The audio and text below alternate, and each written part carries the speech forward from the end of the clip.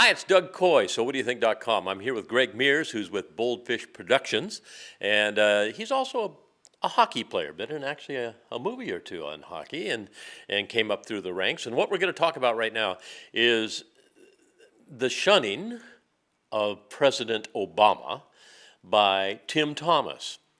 So what's your take on that? I think that Tim Thomas's decision it's a political statement, it's an individual statement, but I don't believe it's directed at Obama. I do. I think it was directed at Obama. I think probably the better thing for him to have done is to support his team, and you go there and you actually say, okay, he is the President of the United States. I am going to go, even though I disagree with his politics. In the past, many teams have gone into the president's Oval Office, and I'm sure that there's been many members of those teams that have disagreed with the politics, but they went along because they said, hey, this is a team thing, let's leave politics out of it, and let's support the office of the presidency. Well, it's hard to leave politics out of it when you're being invited by a president to the White House. I personally can see both sides, and I have a lot of respect for Tim Thomas and his personal convictions and standing by those convictions. And I'm wondering if this is going to set something off that other players now will kind of follow through in the future. And then all of a sudden you go to do this thing for the Boston Bruins, give them that special thing of being at the White House, and half of them don't show up. What's that say to the public about respect? If he has political motivation, if he's looking to the future, if he has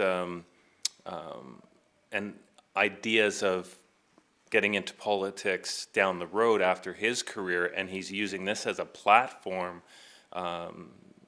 then that's a problem to me, because then that becomes very, very selfish and self-motivating, and is not taking his players into consideration.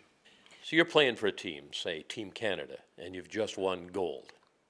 And you go and you meet with, well, let's say Brian Mulroney or something like that. And you just really don't like anything that the man stands for politically. And yet they're going to give you an award for winning the gold medal at the Olympics, and you're part of that team. But you totally disagree with this man's politics. Would you show up? I probably, if it was a team sport, if it was Team Canada, yes, I would be part of the team. If I was an individual sport, if I was a tennis player, and I was invited in that under the circumstances, probably wouldn't go.